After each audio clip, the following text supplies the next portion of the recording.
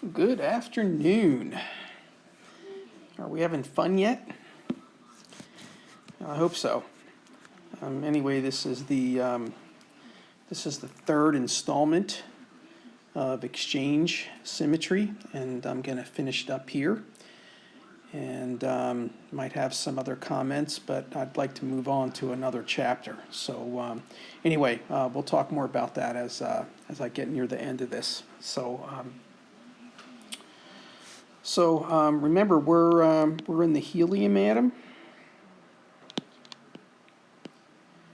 We're in the helium atom. You recall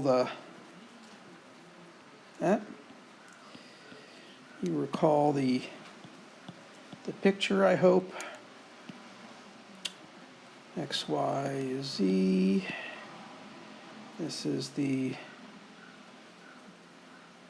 That's the nucleus.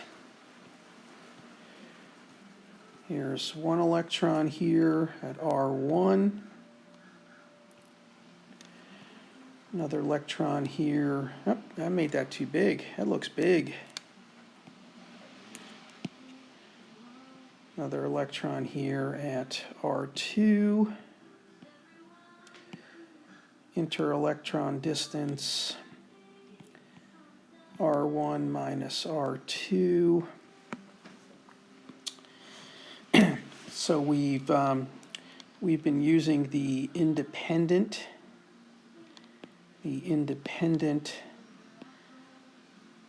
particle approximation.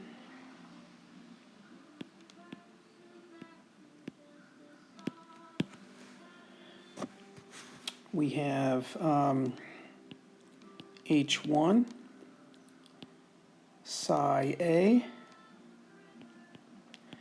R1 is going to be equal to EA psi A R1 H2 psi B R2 is equal to EA psi B R2.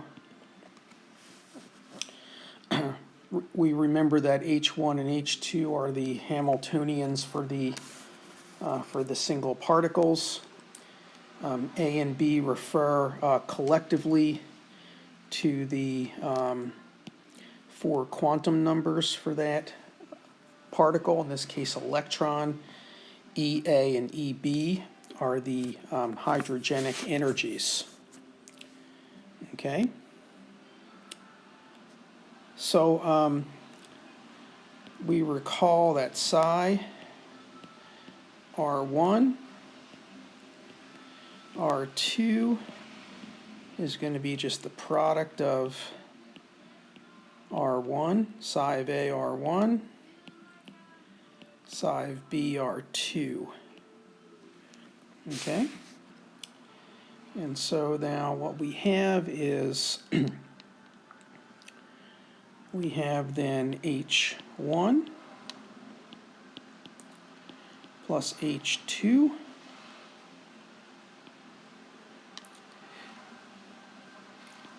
operating on psi A R1, psi B R2 is going to be equal to EA plus EB psi A R1 psi B R2.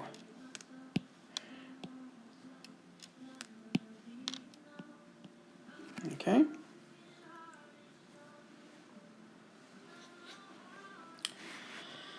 But, there's a big but here, but psi A R1 psi B R2 is not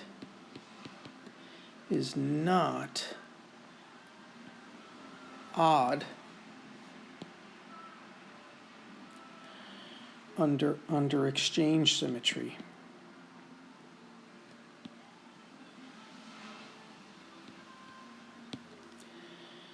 So even though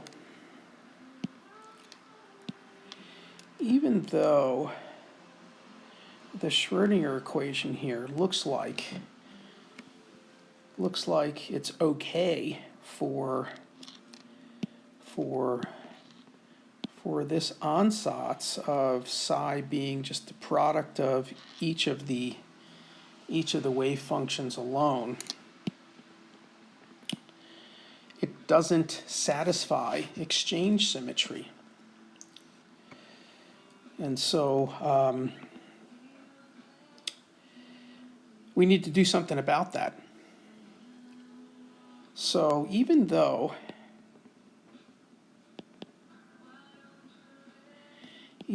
psi A R1,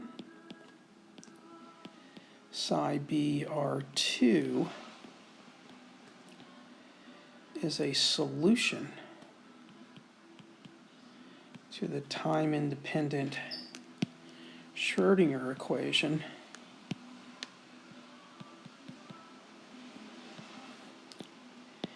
it does not satisfy exchange symmetry.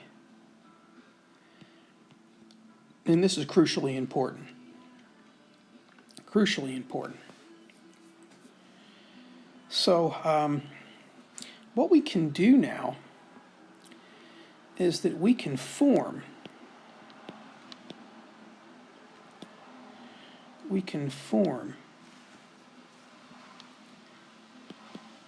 the anti-symmetric. We can form the anti-symmetric wave function.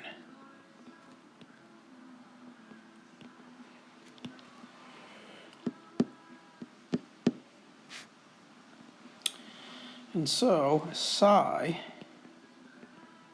AB R1 R2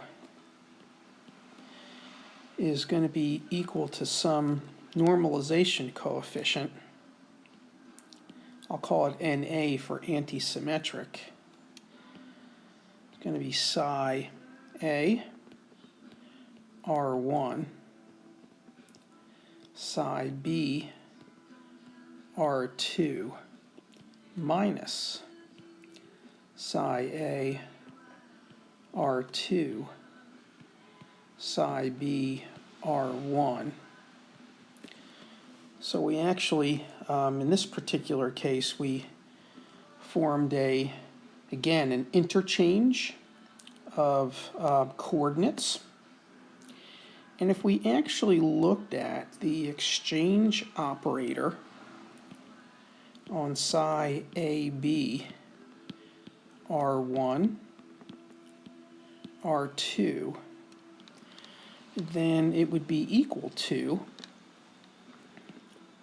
psi A R2 psi B R1 minus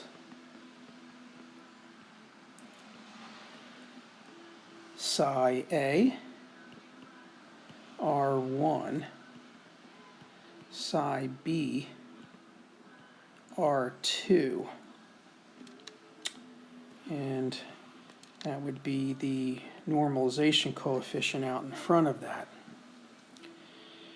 And so you'll recognize this as the negative normalization coefficient, psi A R1 psi B R2 minus psi A R2 psi B R1. All right, so now this then is psi A B R1 R2. And so then the exchange operator, psi A, B, R1, R2 is equal to -1 times psi A, R1, R2. And so what we've done now is formed, this is okay, since psi AB R1 R2 is antisymmetric, as required for fermions, in this particular case, electrons. Okay? So this formation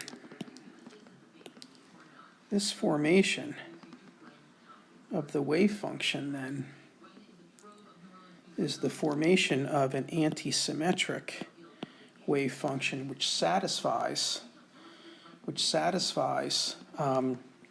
exchange symmetry. Now, what about just for the sake of argument, what about the symmetric wave function? And we can form that in a similar way. So psi AB R1 R2 would be n sub s. This would be psi A R1 psi B R2 plus psi A R2 psi B R1. And I'd like you to show that this is symmetric under exchange symmetry. So now to wrap this up, let's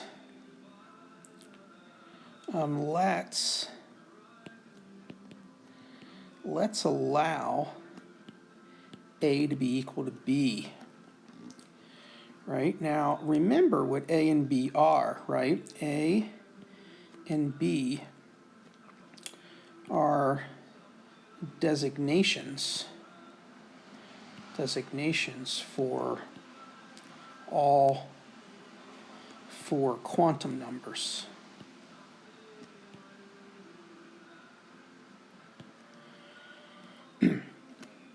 And so, if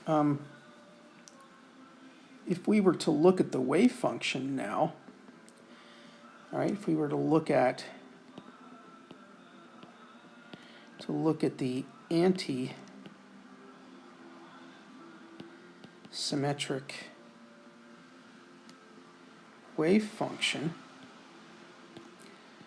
for A is equal to B, we would have psi AB R1 R2 is going to be an antisymmetric normalization coefficient. It's going to be then psi A R1 psi A R2 minus psi A R2 psi A R1.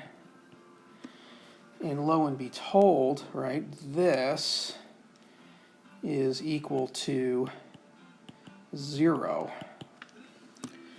So the bottom line here is that for A is equal to B, which means that you have the same for quantum numbers for each electron.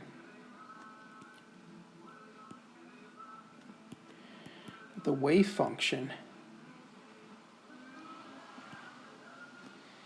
is 0. And this is in accordance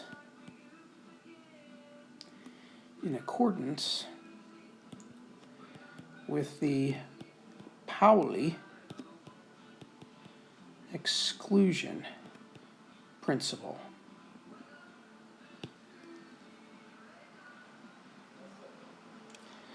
Okay, people. That's it. And now you've seen a proof of the Pauli exclusion principle using the helium atom. It's not a total proof, but it's good enough, and one can use proof by induction to take this up to an n-electron system. So, so there you have it. You no longer have to believe what you've been told in chemistry, that that no two electrons can have the same set of 4 quantum numbers. You've now seen the proof. All right, so next time I might talk about the periodic table, and I just might have you read it, to read that section. And that section is section 9.6. Now, for those of you who are interested, 9.5 addresses in part the electron-electron interaction. And so for those of you who are interested, that's probably a decent read. So anyway, there you have it. I might say some things about the periodic table when we get back, but this is pretty much a close for Chapter 9. All right, guys, enjoy the rest of your day, and don't forget, tomorrow's a Monday schedule. Take care. Bye.